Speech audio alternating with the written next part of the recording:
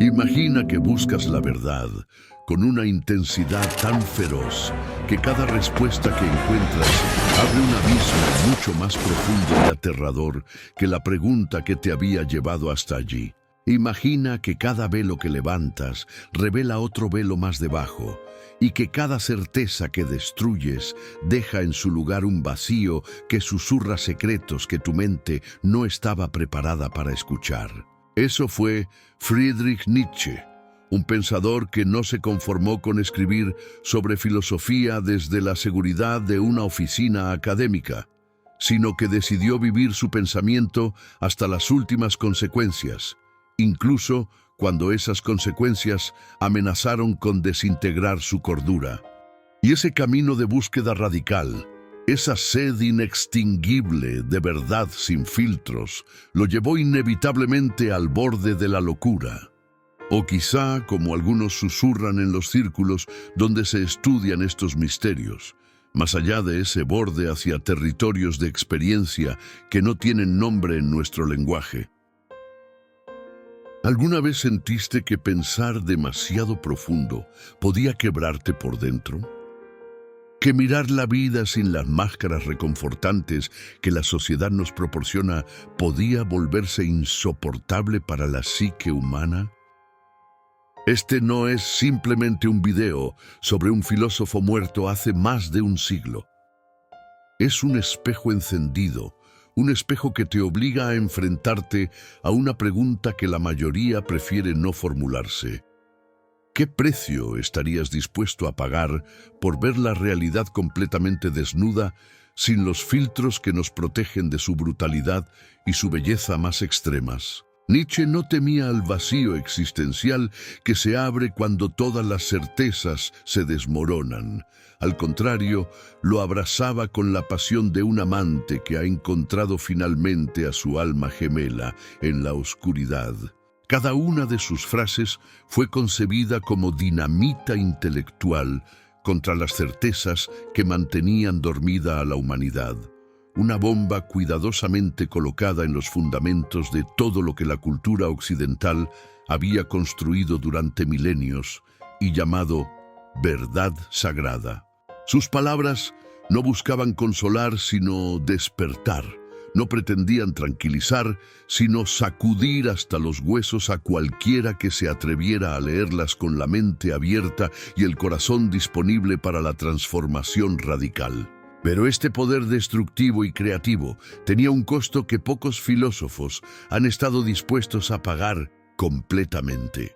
El que mira demasiado tiempo al abismo existencial, advirtió él mismo con una clarividencia profética, descubre tarde o temprano que el abismo también lo está contemplando con una intensidad que puede resultar devastadora para la estructura psíquica normal. Nietzsche no hablaba del abismo como una metáfora poética diseñada para impresionar a sus lectores o como una construcción literaria destinada a embellecer sus argumentos filosóficos. Lo sentía visceralmente en su piel, que se volvía cada vez más sensible a estimulaciones que otros ni siquiera notaban. Lo experimentaba en su mente, que procesaba conexiones y revelaciones a una velocidad que amenazaba con sobrecargar sus circuitos neuronales. Lo padecía en su alma, que se expandía hacia territorios de experiencia para los cuales no existían mapas ni guías. Su pensamiento se había vuelto tan radical, tan comprometido con la demolición de ilusiones reconfortantes, que comenzó literalmente a desgarrar los tejidos de su propia cordura. Era como si hubiera desarrollado una forma de visión que le permitía ver a través de todas las construcciones culturales que mantienen estable la experiencia humana normal, pero al precio de perder la capacidad de habitar cómodamente dentro de esas mismas construcciones. Y si tu mente, tal como está configurada por millones de años de evolución biológica y miles de años de condicionamiento cultural, simplemente no hubiera sido diseñada para cargar con el peso completo de la verdad desnuda? ¿Y si la lucidez absoluta, esa claridad mental que corta a través de todas las ilusiones sin excepción, fuera en sí misma una forma refinada de condena existencial. Esta posibilidad aterradora surge cuando consideramos que tal vez las ilusiones que Nietzsche se dedicó a destruir no son simplemente errores colectivos, sino mecanismos de protección psicológica que la humanidad ha desarrollado para hacer tolerable la experiencia de existir en un universo que podría ser fundamentalmente indiferente al bienestar humano. Las creencias religiosas, las estructuras morales, las narrativas culturales que dan sentido a la experiencia. Quizá todas estas construcciones funcionan como una especie de anestesia existencial que nos permite funcionar sin ser paralizados por la inmensidad y la aparente falta de propósito del cosmos. Pero Nietzsche había llegado demasiado lejos en su proceso de despertar como para poder regresar a la comodidad de las ilusiones convencionales. Una vez que había visto a través del velo, una vez que había experimentado la realidad sin los filtros protectores, ya no podía simplemente cerrar los ojos y pretender que no había visto lo que había visto. Era como alguien que hubiera despertado de la Matrix y descubriera que ya no podía habitar cómodamente dentro de la simulación, pero que tampoco estaba completamente preparado para las demandas de la realidad que existía más allá de la simulación. Su genio filosófico se había convertido en su prisión existencial, y cada nuevo insight que alcanzaba lo alejaba un poco más de la posibilidad de una vida psicológicamente estable y socialmente integrada. Esta situación plantea preguntas inquietantes sobre la naturaleza del conocimiento y los límites de lo que la conciencia humana puede procesar sin sufrir daños. ¿Existe un punto más allá del cual la búsqueda de verdad se vuelve autodestructiva? Hay territorios de comprensión que están vedados a la mente humana, no por capricho divino, sino por necesidad psicológica. La experiencia de Nietzsche sugiere que tal vez sí, que existe un umbral más allá del cual la lucidez se transforma en una carga insoportable que puede fracturar la personalidad e impedir el funcionamiento normal en el mundo social. Su vida se convirtió en un experimento involuntario sobre hasta dónde puede llegar la conciencia humana antes de que las estructuras que la sostienen comiencen a colapsar bajo el peso de demasiada verdad, demasiado pura. Sin embargo, incluso en su descenso hacia territorios psicológicos cada vez más inestables, Nietzsche continuó escribiendo, continuó creando, continuó ofreciendo insights que siguen iluminando aspectos de la experiencia humana que otros pensadores no habían logrado articular. Era como si su acercamiento al borde de la locura, en lugar de simplemente destruir su capacidad intelectual, hubiera abierto canales de percepción que normalmente permanecen cerrados. Su proximidad al abismo le había proporcionado una perspectiva única sobre la condición humana, una visión desde el borde que revelaba aspectos de la realidad que solo son visibles para aquellos que han estado dispuestos a arriesgar su estabilidad mental en la búsqueda de comprensión auténtica. Nietzsche desarrolló una capacidad de percepción que le permitía ver lo que otros no podían o no se atrevían a ver. Comprendía con una claridad que resultaba tanto regalo como maldición que los valores que organizan la experiencia humana, las estructuras morales que nos dicen qué está bien y qué está mal, las religiones que prometen significado eterno y salvación trascendental, no eran revelaciones divinas grabadas en la estructura fundamental del universo, sino construcciones humanas, elaboraciones culturales tan frágiles y quebradizas como cualquier otra creación de la imaginación colectiva. Habían sido puestas allí, desarrolladas a lo largo de siglos, refinadas y transmitidas de generación en generación, precisamente para sostener la ilusión colectiva de que la existencia tiene un sentido inherente, de que hay un propósito cósmico que justifica el sufrimiento y la lucha que caracterizan la vida humana. Esta comprensión no llegó a él como una revelación intelectual abstracta, sino como una experiencia visceral que transformó su relación con todo lo que había considerado sagrado, estable o permanente. Y al dedicarse sistemáticamente a la demolición de estas ilusiones reconfortantes, Nietzsche se encontró en una posición existencial que pocos seres humanos han experimentado. Completamente solo en la intemperie cósmica, sin dioses que lo protegieran, sin certezas morales que lo guiaran, sin red cultural que lo sostuviera si caía. Era como alguien que hubiera destruido meticulosamente todas las estructuras de su casa para demostrar que eran artificiales, solo para descubrir que ahora tenía que vivir a la intemperie sin refugio contra los elementos. Su honestidad intelectual lo había llevado a un territorio donde no había mapas, donde no había precedentes, donde tenía que inventar momento a momento cómo existir sin las muletas psicológicas que sostienen la experiencia humana normal. Esta situación requería una forma de coraje que va más allá de lo que la mayoría de las personas pueden imaginar. El coraje de seguir existiendo cuando todas las razones convencionales para la existencia han sido disueltas por el ácido de la comprensión radical. El precio de esta lucidez no fue la gloria intelectual que podría haber esperado, ni el reconocimiento de sus contemporáneos, ni siquiera la satisfacción de haber alcanzado la verdad que tanto había buscado.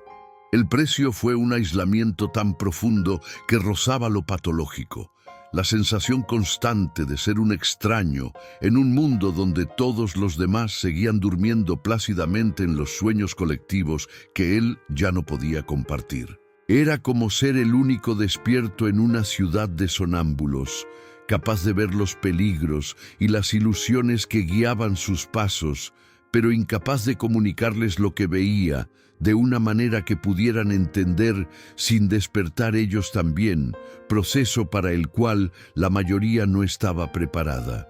Su genio se había convertido en su maldición, su claridad en su prisión, su honestidad en su condena al exilio existencial. ¿Qué harías tú si de pronto descubrieras, no como conocimiento teórico, sino como realización vivida, que todo lo que te habían enseñado sobre el sentido de la vida, sobre el bien y el mal, sobre el propósito de la existencia, era una elaborada ficción colectiva diseñada para hacer tolerable lo intolerable? ¿Tendrías la fuerza psicológica necesaria para seguir funcionando sin esas estructuras de apoyo? ¿O preferirías encontrar una manera de cerrar los ojos y regresar a la comodidad de las ilusiones compartidas? Esta no es una pregunta retórica, sino una exploración de los límites reales de lo que la psique humana puede soportar cuando se enfrenta a verdades que disuelven las bases sobre las cuales había construido su identidad y su sentido de propósito.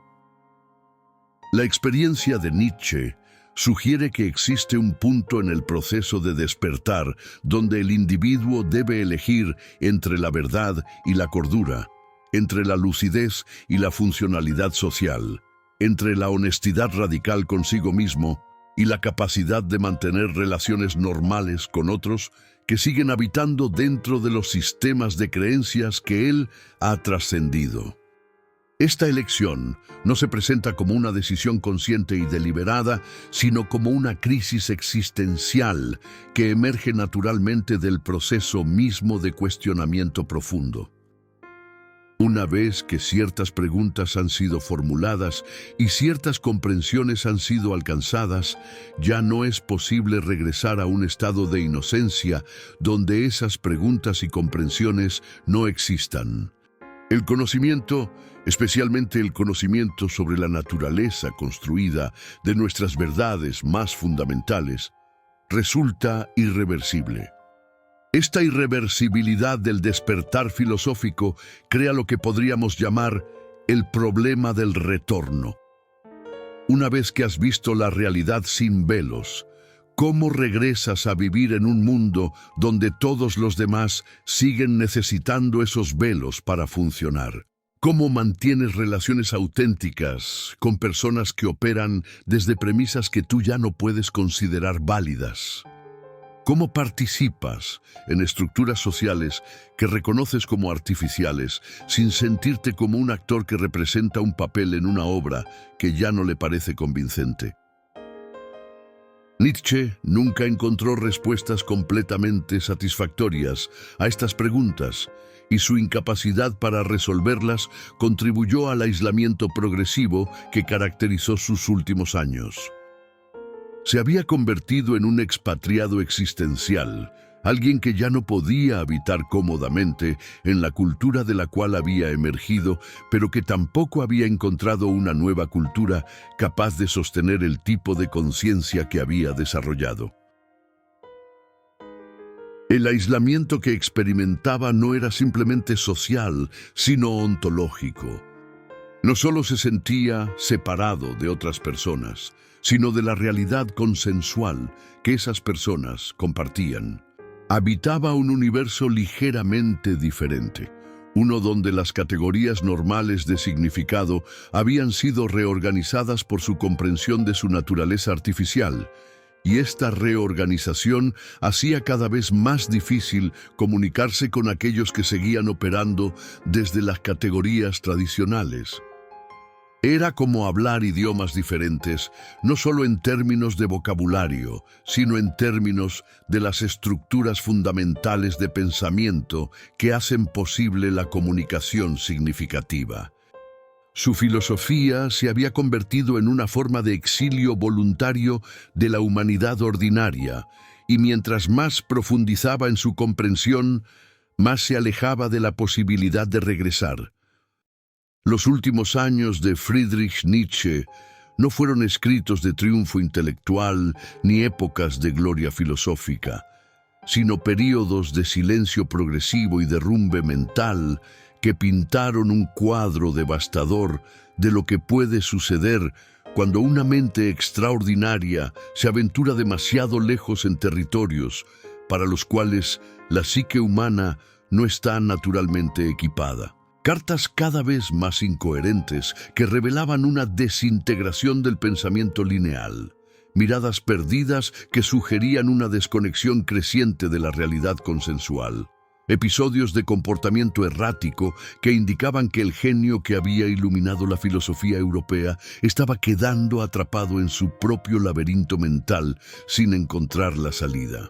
Era como observar el colapso de una arquitectura intelectual que había sido demasiado ambiciosa para los materiales disponibles, demasiado visionaria para las limitaciones inherentes a la conciencia encarnada. Algunos especialistas médicos atribuyen su deterioro final a la sífilis, una explicación neurológica que proporciona una causa física identificable para la desintegración de sus facultades mentales. Otros observadores, particularmente aquellos que han estudiado profundamente sus escritos y han rastreado la evolución de su pensamiento a lo largo de su carrera, sugieren que lo que experimentó fue una forma pura de locura filosófica, el resultado inevitable de haber empujado la razón humana más allá de sus límites naturales, hasta el punto donde se fracturas bajo la presión de demasiada verdad procesada demasiado rápidamente. Pero existe una tercera perspectiva, más inquietante y más difícil de descartar. La posibilidad de que Nietzsche simplemente fue demasiado lejos en su exploración de la realidad, de que vio aspectos de la existencia que ningún ser humano debería ver, de que tocó dimensiones de comprensión que están vedadas a la conciencia normal, no por accidente, sino por necesidad de supervivencia psicológica. Desde esta perspectiva, su colapso mental no fue solo un accidente biológico, sino una advertencia sobre los peligros inherentes a la búsqueda filosófica cuando se lleva hasta sus últimas consecuencias sin compromiso ni moderación. Su caída no fue únicamente biológica o psicológica, sino metafísica en el sentido más profundo de la palabra. Fue el costo final de haber encendido una llama intelectual tan intensa que terminó consumiendo no solo las ilusiones que había querido quemar, sino también las estructuras mentales que necesitaba para seguir funcionando como ser humano integrado en el mundo social. Era como alguien que hubiera inventado un fuego tan poderoso que no solo destruyera los obstáculos que quería eliminar, sino también el terreno sobre el cual tenía que caminar. Su honestidad radical, su compromiso absoluto con la verdad sin filtros, su negativa a aceptar cualquier límite en su exploración de la realidad, habían creado una situación insostenible donde su genio se alimentaba de las mismas estructuras psicológicas que necesitaba para mantener la cordura. Fue víctima de su propia grandeza, destruido por la misma fuerza que había hecho posibles sus contribuciones más extraordinarias. Pero aquí es donde emerge una de las paradojas más fascinantes de la historia intelectual. Nietzsche, incluso en su caída, incluso en su deterioro mental, incluso en su progresiva desconexión de la realidad ordinaria, dejó un legado filosófico más poderoso y duradero que la mayoría de los pensadores que mantuvieron su cordura intacta a lo largo de vidas largas y estables. Sus escritos siguieron ardiendo con una intensidad que no ha disminuido con el paso de las décadas. Continúan quemando las certezas cómodas de quienes se aventuran a leerlos con seriedad. Siguen empujando a las mentes más curiosas y valientes hacia el borde del mismo abismo que él exploró, ofreciendo tanto la promesa de revelación auténtica como la advertencia sobre los riesgos que esa revelación conlleva. Es como si su colapso personal hubiera sido el precio que tuvo que pagar para canalizar insights que trascendían las limitaciones de cualquier individualidad particular. Su locura, vista desde esta perspectiva, no fue simplemente un final trágico que empañó sus logros intelectuales, sino la demostración más convincente de que la filosofía, cuando se practica con total compromiso y honestidad radical, no es un juego académico de palabras elegantes ni un entretenimiento intelectual para mentes sofisticadas. Es un riesgo existencial real que puede transformar completamente a quien se aventura en él, y esa transformación no siempre es cómoda, no siempre es socialmente funcional, no siempre preserva la estabilidad psicológica que consideramos normal y deseable. La filosofía auténtica, la que realmente importa, la que tiene el poder de cambiar no solo lo que pensamos, sino quiénes somos, opera en el territorio donde las apuestas son reales, donde las consecuencias pueden ser devastadoras, donde la búsqueda de verdad puede exigir sacrificios que van mucho más allá de lo que estamos acostumbrados a considerar como el precio natural del conocimiento. Esta comprensión transforma por completo nuestra relación con el pensamiento filosófico. Ya no podemos acercarnos a las grandes preguntas existenciales como si fueran rompecabezas intelectuales que podemos resolver desde la seguridad de nuestras identidades estables. Tenemos que reconocer que ciertas formas de cuestionamiento pueden alterar irreversiblemente la estructura de nuestra conciencia, que ciertos insights pueden hacer imposible regresar a formas anteriores de vida, que la búsqueda de verdad radical puede requerir que estemos dispuestos a perder aspectos de nosotros mismos que habíamos considerado esenciales e intocables. La experiencia de Nietzsche nos recuerda que la filosofía más auténtica no es una actividad que agregamos a nuestras vidas, sino una transformación que puede reorganizar completamente lo que entendemos por vivir. Y esa reorganización, como su propia vida demostró dramáticamente, no siempre conduce hacia territorios más cómodos o más felices que aquellos de los que partimos.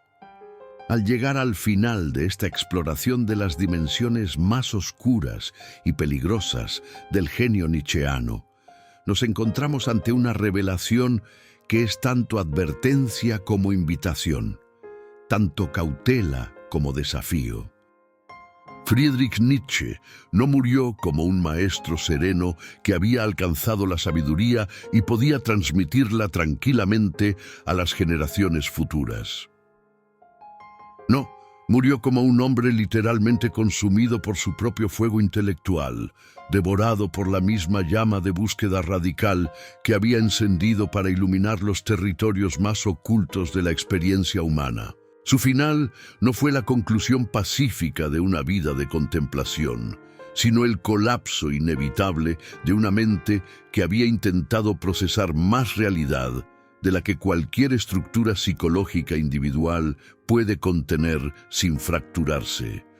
Pero en ese proceso de autodestrucción creativa, en esa inmolación intelectual que fue tan terrible como hermosa, Nietzsche dejó para la posteridad algo que trasciende el destino individual de cualquier pensador particular, un espejo encendido, forjado en el fuego de su propia experiencia límite, que continúa reflejando verdades que la mayoría prefiere no ver.